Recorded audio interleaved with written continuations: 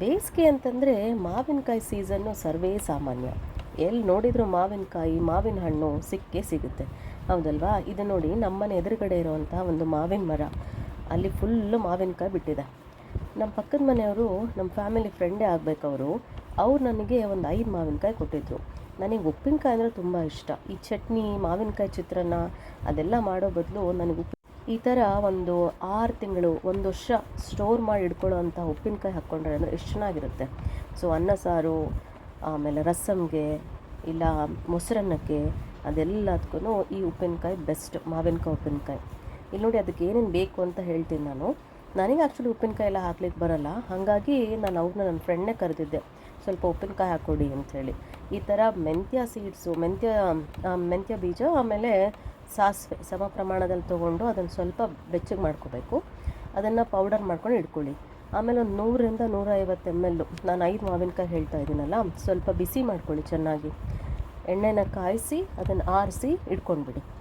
ಈ ಕಡೆ ಅದೆಲ್ಲ ಆರೋ ಅಷ್ಟೊತ್ತಿಗೆ ಈ ಮಾವಿನಕಾಯಿ ಏನು ಹೇಳಿದ್ನಲ್ಲ, ಈ ಮಾವಿನಕಾಯಿ ಚೆನ್ನಾಗಿ ವಾಶ್ ಮಾಡಿಕೊಂಡು ನೀರಲ್ಲಿ, ಆಮೇಲೆ ಅದನ್ನು ಬಟ್ಟೆಯಿಂದ ಚೆಂದ ಒರೆಸ್ಬೇಕು, ನೀರಿನ ಅಂಶ ಇರಬಾರ್ದು. ಸೊ ಚೆಂದ ಒರೆಸ್ಕೊಂಡು ನಿಮಗೆ ಯಾವ ಸೈಜಲ್ಲಿ ಬೇಕೋ ಆ ಸೈಜಲ್ಲಿ ಮಾವಿನಕಾಯಿ ಹೋಳಿಗೆ ಮಾಡಿ ಇಟ್ಕೋಬೇಕು. ನೋಡಿ, ಈ ಥರ ಒಂದು ಮೀಡಿಯಮ್ ಗಾತ್ರದಲ್ಲಿ ಮಾವಿನಕಾಯಿನ ಹೆಚ್ಕೊಂಡು ರೆಡಿ ಮಾಡಿ ಇಟ್ಟಿದ್ದೆ. ಅವ್ರು ಬರೋ ಅಷ್ಟರಲ್ಲಿ ಮಾವಿನಕಾಯಿ, ಉಪ್ಪಿನಕಾಯಿ ಹಾಕಲಿಕ್ಕೆ ಏನೇನು ಐಟಮ್ಸ್ ಬೇಕು ಅಂತ ಒಂದು ತಟ್ಟೆಲೂ ರೆಡಿ ಮಾಡಿ ಇಟ್ಬಿಟ್ಟಿದ್ದೆ ಅವ್ರನ್ನ ಕೇಳಿಕೊಂಡು. ಹಾಗಾಗಿ ಬಂದ ತಕ್ಷಣ ಏನು ಮಾವಿನಕಾಯಿ ಹಾಕಿದರು. ಆಮೇಲೆ ಫಸ್ಟು ಉಪ್ಪು, ನಮಗೆ ಎಷ್ಟು ಬೇಕೋ ಉಪ್ಪು ಅಷ್ಟು, ಸ್ವಲ್ಪ ಉಪ್ಪು ಮುಂದೆ ಜಾಸ್ತಿ ಇತ್ತು ಅಂತಂದರೆ ಮಾವಿನಕಾಯಿ ತಡೆಯುತ್ತೆ. ಉಪ್ಪು, ಆಮೇಲೆ ಎಣ್ಣೆ ಕಾಯಿಸಿ ಆರಿಸಿ ಇರುವಂತಹ ಒಂದು ಎಣ್ಣೆ, ಒಳ್ಳೆಣ್ಣೆನ ಅದಕ್ಕೆ ಸೇರಿಸ್ಕೋಬೇಕು. ನೋಡಿ, ಇದು ಮೆಂತ್ಯ, ಆಮೇಲೆ ಸಾಸಿವೆ, ಅದನ್ನು ಸ್ವಲ್ಪ ಬಿಸಿ ಮಾಡ್ಕೊಂಡು ಪೌಡರ್ ಮಾಡ್ಕೊಂಡಿದ್ನಲ್ಲ ಅದನ್ನು ಸೇರಿಸ್ಕೋಬೇಕು. ಆಮೇಲೆ ಚಿಲ್ಲಿ ಪೌಡರ್, ಖಾರದ ಪುಡಿನ ಹಾಕ್ಕೊಳ್ಳಿ. ಖಾರ ನಿಮಗೆ ಜಾಸ್ತಿ ಬೇಕಾದರೆ ಜಾಸ್ತಿ ಹಾಕ್ಕೊಳ್ಳಿ, ಕಡಿಮೆ ಬೇಕಾದರೆ ಕಡಿಮೆ. ಸೊ ಇಷ್ಟನ್ನು ನಾವು ಮಿಕ್ಸ್ ಮಾಡಿಕೊಂಡು ಸ್ಪೂನಲ್ಲೇ ಕಲಿಸಿದ್ರೆ ಒಳ್ಳೆಯದು. ಬಿಕಾಸ್ ಒಬ್ರೊಬ್ಬರದು ಕೈ ಉಪ್ಪಿನಕಾಯಿ ತಡೆಯುತ್ತೆ, ಇಲ್ಲ ಬೇಗನೆ ಹಾಳಾಗಿಬಿಡುತ್ತೆ.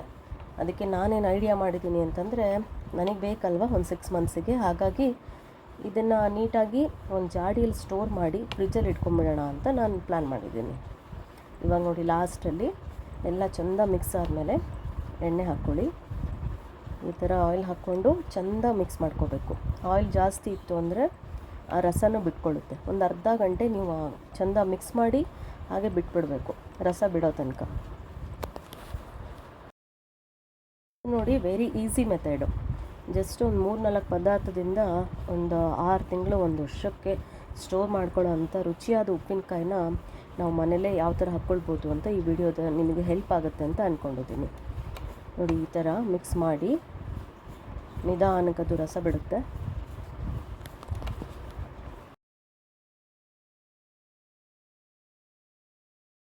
ಎಲ್ಲ ಚೆಂದ ಮಿಕ್ಸ್ ಆದಮೇಲೆ ಟೇಸ್ಟ್ ನೋಡಿ, ಉಪ್ಪು ಖಾರ ಸರಿ ಇದೆಯೋ ಏನು ಕತೆ ಅಂಥೇಳಿ.